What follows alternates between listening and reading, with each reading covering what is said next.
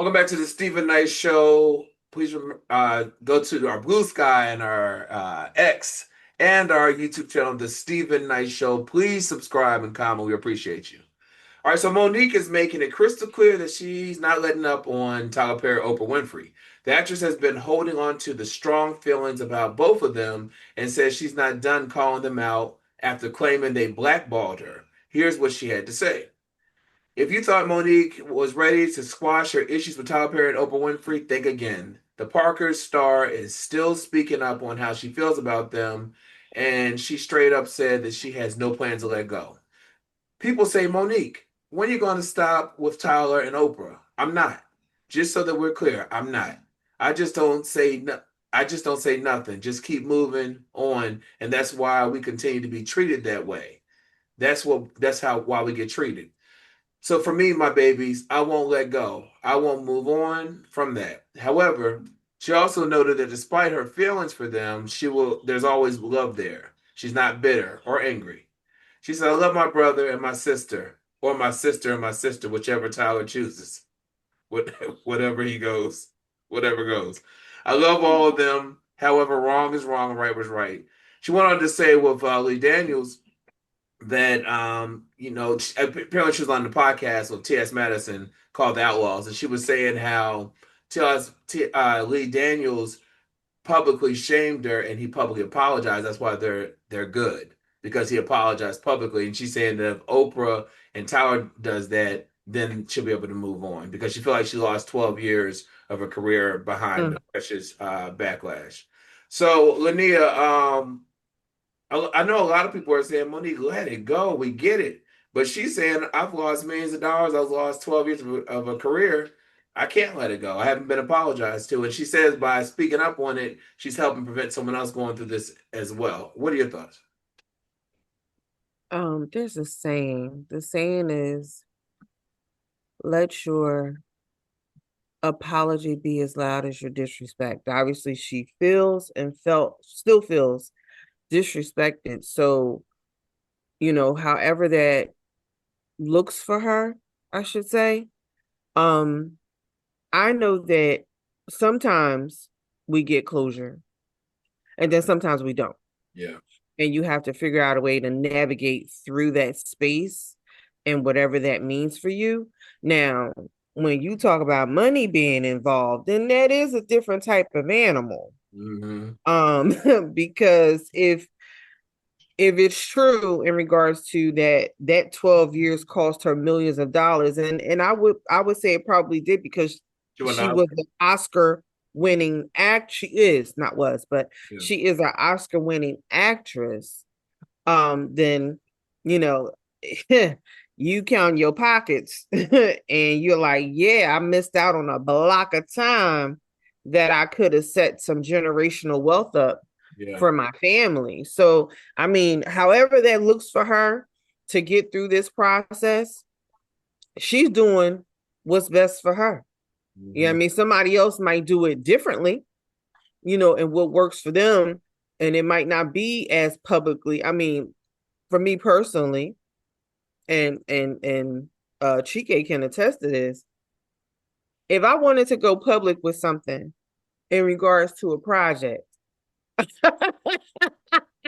I wanted to go public with something in regards to a project and how somebody did me dirty, I mean, I could do that. Right. But I'm not going to.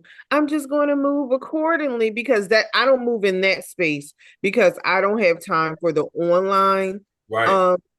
I don't have that. I don't have time for that. But I mean, that's it. TK, what's your stance on this? You think Monique, is she beating a dead horse, or Lee Daniels? He finally apologized, and let's not forget she has the recording where Tyler Perry said that he acknowledged what he did. He didn't publicly do it, but he did it on the recording. So, what are your thoughts? Well, right about now, Tyler Perry's dealing with a whole bunch of other stuff. He ain't got time to apologize. Yeah, right. Yeah. Oprah got way too much money to apologize. So what if it never happens, Monique? I mean, I'm a fan. I'm behind you. I love people that stand up for themselves and have the cojones to habla they stuff. Right. Listen, I'm just saying, I would probably get a nice tight act together and I'd go over the pond to the other side of things, get a nice tight set about America, because we are the buffoons of the world right now, and wear that ish out overseas. Yeah. And make all that money that you claim that you lost in that 12 years over there right now. And then come back and be happy. Why you worry about the next MF? Because you might not ever get what you think you're going to get. You're going to let that hold you back. You're going to get stuck. We're not to get stuck and complacent in a place. Erykah Badu made a song called Bag Lady. That's baggage. Mm-hmm. Let it go. Yeah. And I know it's easy for me to say because it's not me. But at the same time, life goes on. You're still going to be sitting in a space upset and mad over the non-apology that you may never get. We never get. What are you going to do? You got to eat. Yeah. Brittany, what are your thoughts? I'm so tired of hearing about it. Just be like, I'm just so tired. Like we went through, been talking about it all year, and then before some. I'm tired of hearing about it. I feel like go to therapy.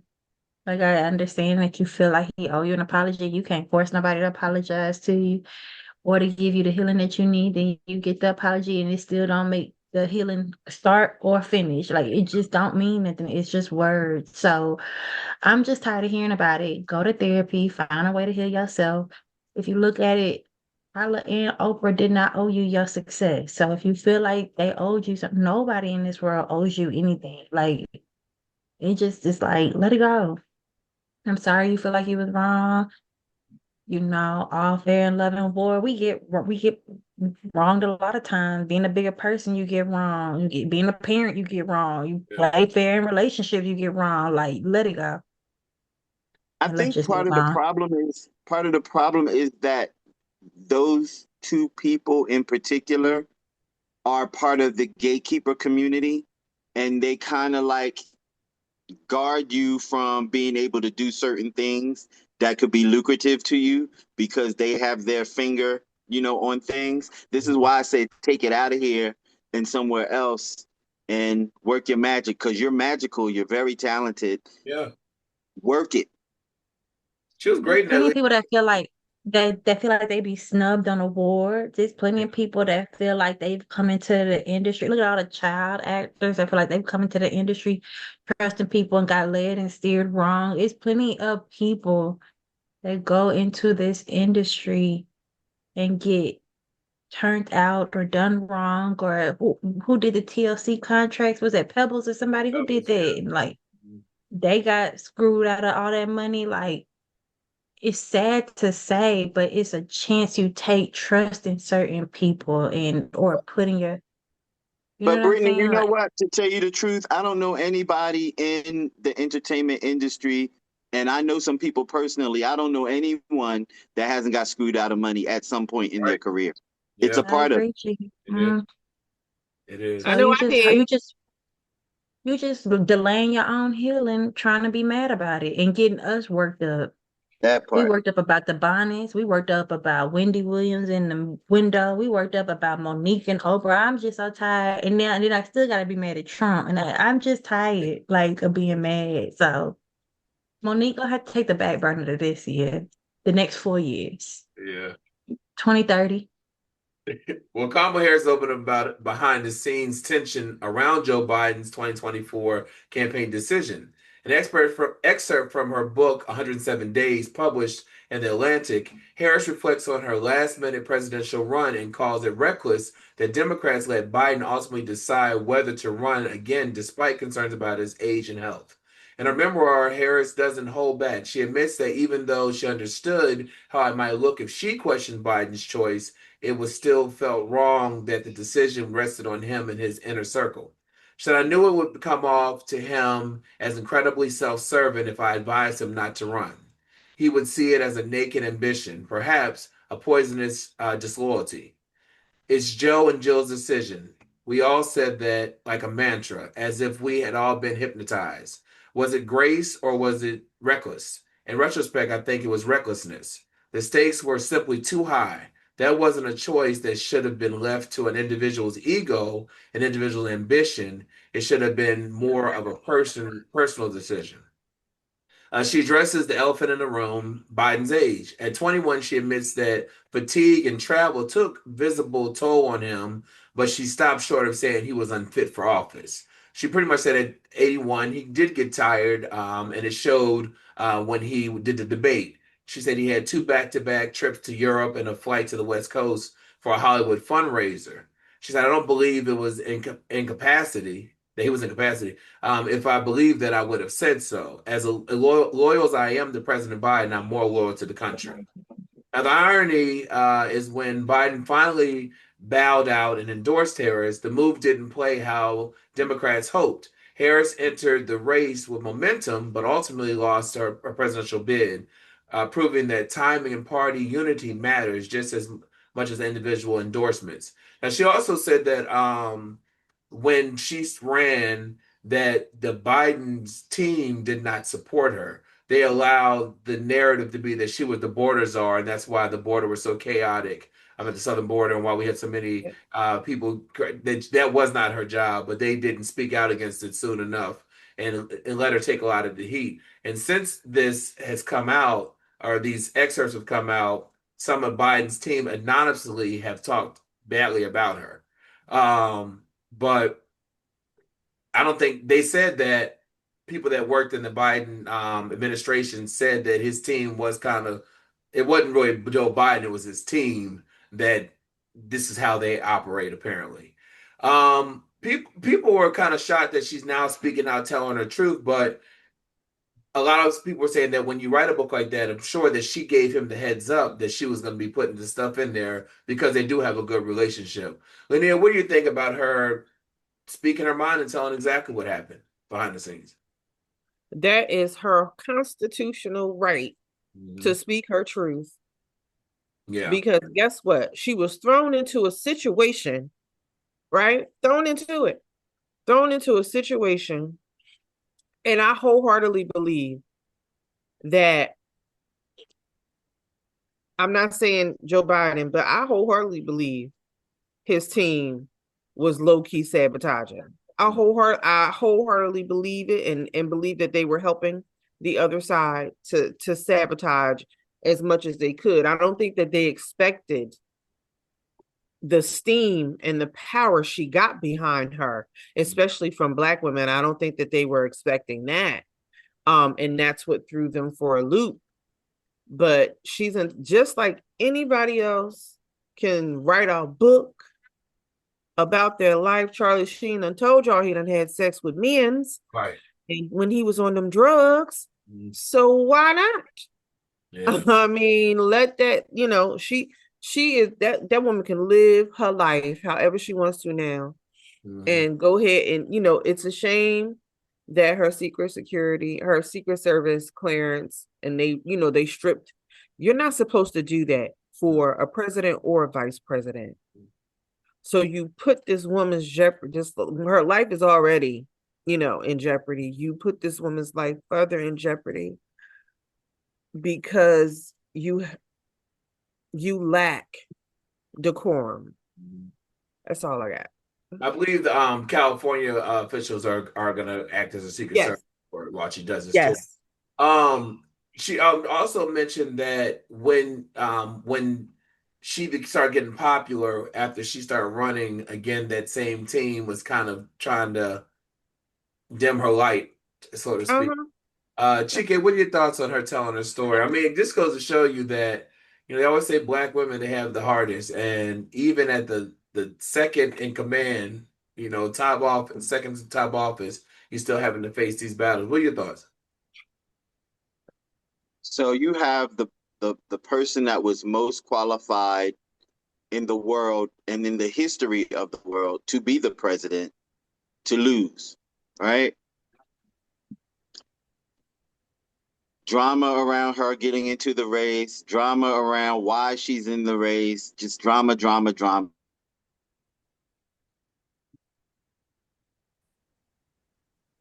He froze? Drama. Yeah, I think he froze. Yeah. Uh-oh. Yeah. Yeah, it's okay. Oh, there you go. You froze, boo. You were saying drama. Oh. You were saying drama.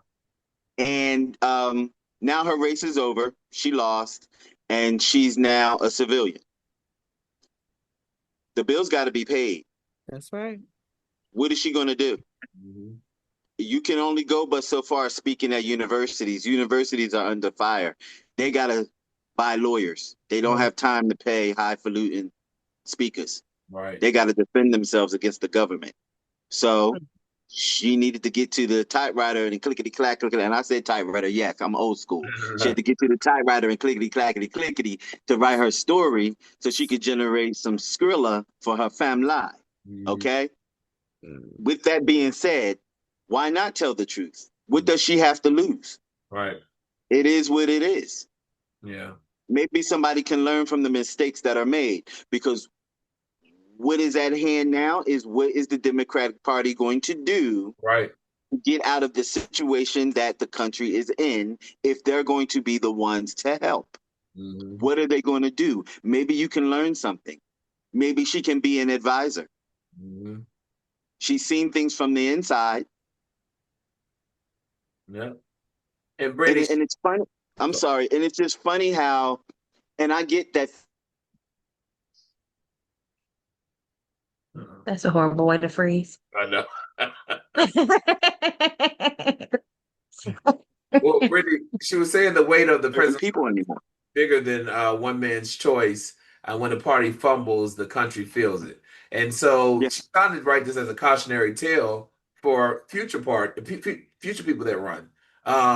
What are your thoughts on her telling it like it is, according to her?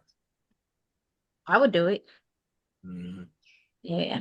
Michelle Obama did it. She doing it. I would do it. I get in there and tell all the little secrets. I mean, they took my security away. I tell all the business. Well, the security code is this. Did y'all know that they had this building over here? Y'all gotta go check this out. They let me do it. I tell it all. I would not care.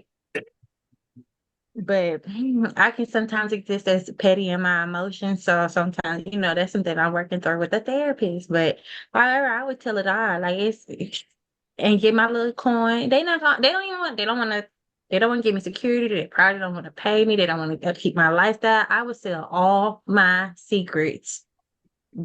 Baby, I would. I'm so sorry. I would monetize and create a nice little cushion for myself. And I think that's the smart thing to do. I think that I believe everything she's saying. I look forward to reading the book. I will buy the book. She is one of my sorors, and I hope she gives it to us for free. So, I would do it. I think it's a smart move. I think Trump gonna do it. I think she should do it before somebody else do it and tell a lie about her own story. So I think it's absolutely smart. Yeah. And this is when they make their money. Typically, when they leave office, this is their time to make money. Trump gonna get in there and write the history books and make her a white woman. I say do it. It's true. Like he did with Rosa Parks. So before he lies and tell everybody else, Kamala Harris was the first white woman vice president. Write your own story. I mean, shit, beat him to it. Right. Well, Nick Cannon's getting real about his personal life in a new sit-down interview with the Breakfast Club. The Wild 'N Out creator opened up about his fatherhood and admitted that having so many kids was ultimately tied to his trauma. Now Cannon, who has given different explanations in the past about why he decided to have so many children, sometimes even cracking jokes about it. But this time, the 44-year-old made it clear that his choices were connected to a few things, including coping with pain after his 2016 divorce to Mariah Carey.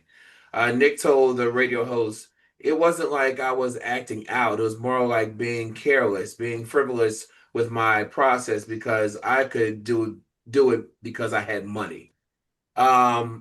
Chike, does this make sense? The fact that he did have so many kids. I think he has 12 kids now, by different mothers. And now he's admitting, because he was saying that he was diagnosed with narcissistic disorder, and in his therapy, this is one of the things that he realized why he had so many kids.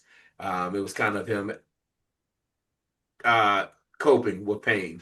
What are your thoughts?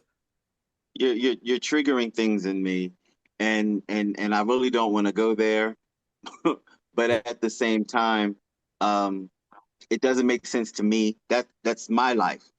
That man's life is that man's life. He had money. He could take care of them kids. Right. If that's what he felt like he needed and wanted to do to cope with his pain, then that's what he needed and wanted to do. Me personally, being on the beach, letting the sun hit me, having a Mai Tai, that's how I would probably handle some of my stress. I'm not going around feeding every woman I can find to create life that may not have the advantage to know me in a personal way, to create a situation of fatherhood. Mm-hmm. You know what I'm saying? You can spread yourself too thin. Yeah. And now, again, that's that man's life. I can't judge it. I don't know. But for me, it's buffoonery. For me. Yeah. Brittany, what are your thoughts on his coping mechanism? I'm with Chike. My coping is shopping. Like shopping, drinking.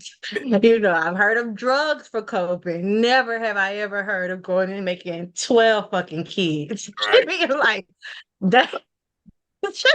And being like, well, that's another one. I feel so much better after getting that one out. Like, right.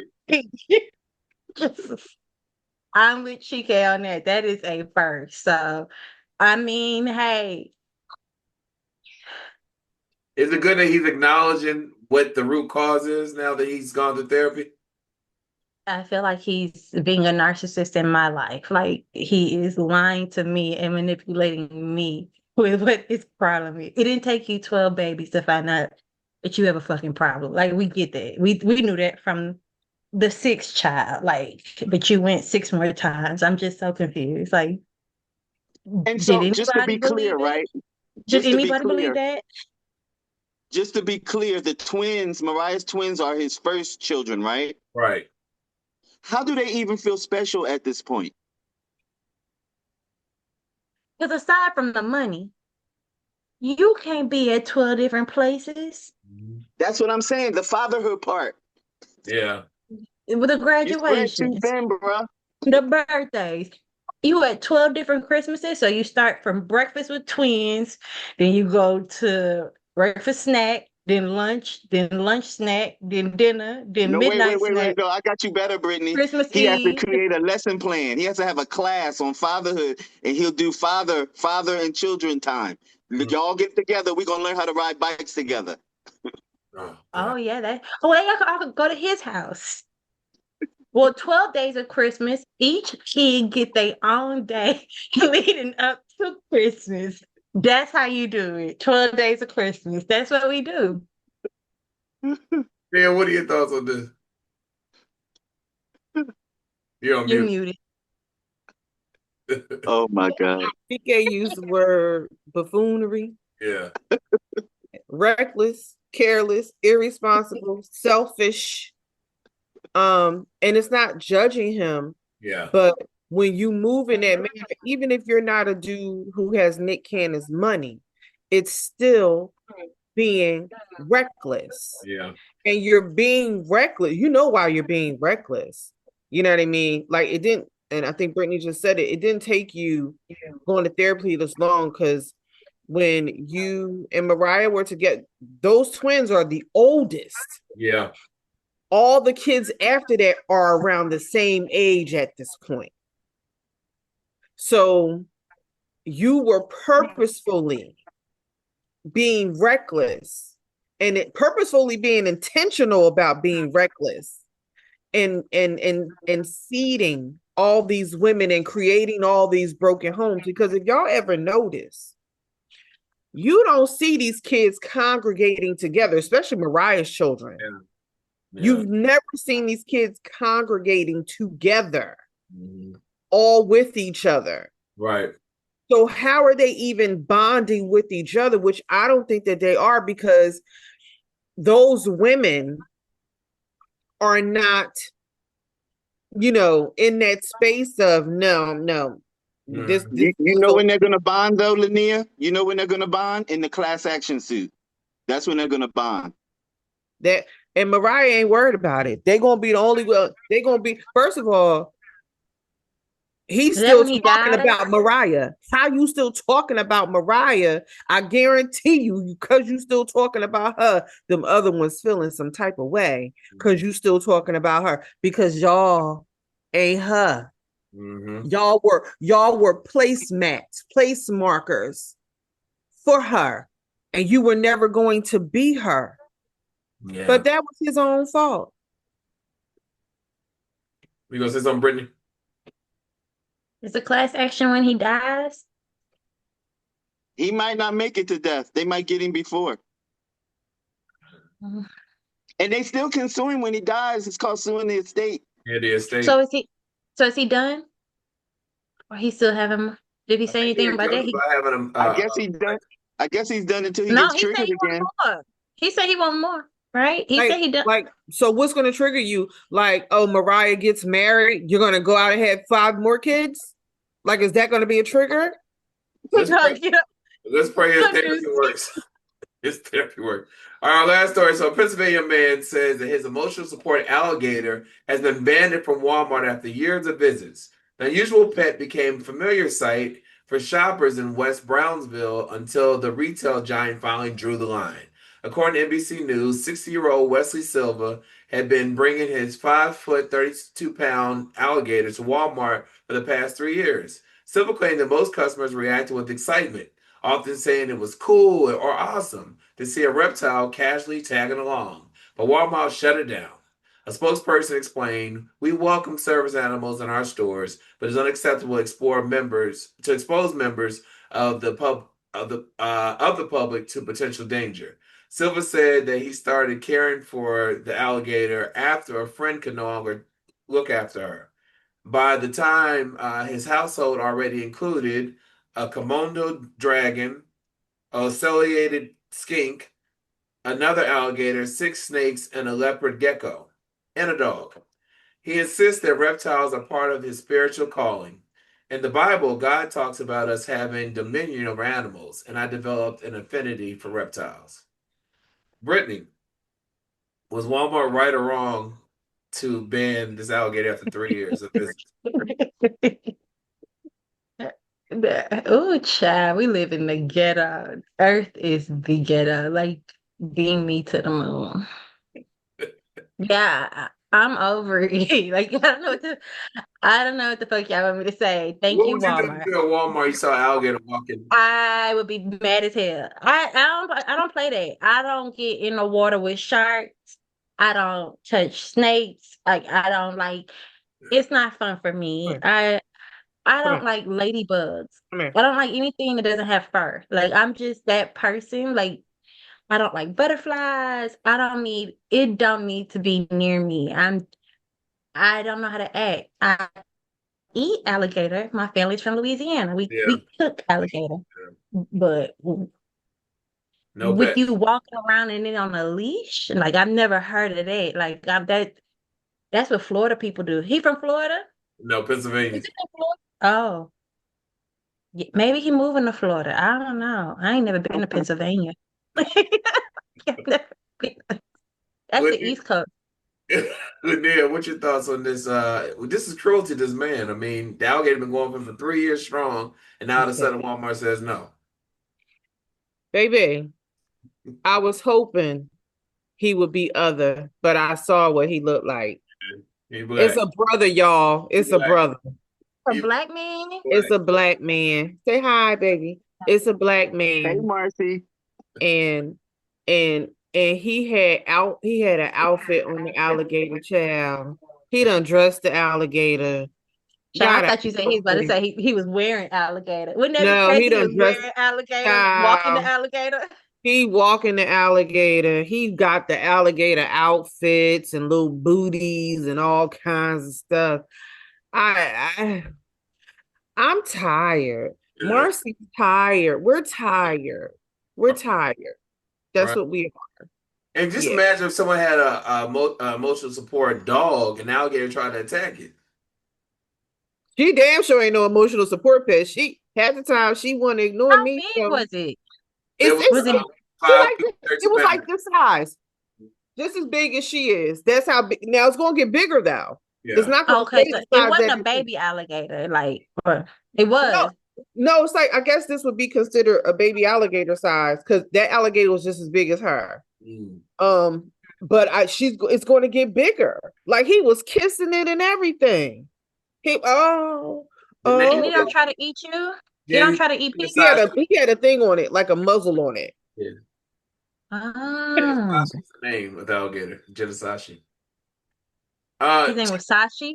Genesashi. Oh God. Chike, what are your thoughts on this emotional support? Because we've seen some crazy emotional support animals over the years on these planes and whatnot. What are your thoughts on this one? I'm still trying to put myself back together from the emotional support alligator. Those words should not be in concession with one another. Right. So I'm going to say this. In the reptile world, they don't move and operate like mammals. Mammals are differently thinking, differently operating. They need different circumstances and situations in order for them to feel comfortable, loved, at home. This is just different. If you really feel this way, go work at a zoo. Right. All of them can be your pets. They'll even pay for them to stay, have a place to stay. They'll pay for them to have something to eat. You don't have to worry about none of that. And they'll actually pay you to spend time with them. You don't have to take them out and put other people in danger with your emotional support reptile. Right. I'm not saying that. Reptile. Because a lot of people have snakes and they're very attached to them. Yeah. And turtles and frogs and all that other stuff. That's fine, but if you have a pet that could possibly put other people in danger, maybe you need to reconsider it. Yeah. I don't like I have a dog. His name is Bear. I don't like seeing dog. I don't like seeing emotional support dogs at the gym and the grocery store. I don't like seeing that, let alone an alligator. That would be. Oh, look at Bear. Oh, he is a bear. Oh. But see, he looks real sweet. This heifer here. Nah. He thinks he's her size. That's the problem. Right. Well, that's about as friendly as it'll Phoebe get. said she's not coming out because nobody signed the rights form for her image to be on the screen. So she's not. We ain't signed a waiver. Liability. Congratulations, Shamel Tillman. He just made history as the first Black man to win an Emmy for Outstanding Supporting Actor in a Drama for his role in Severance. So congratulations. Listen, Chike, I'll see you in movie reviews. Linnea and Brittany, thank you so much. We'll come back. Movie Rules with Chike and Adam right back after this.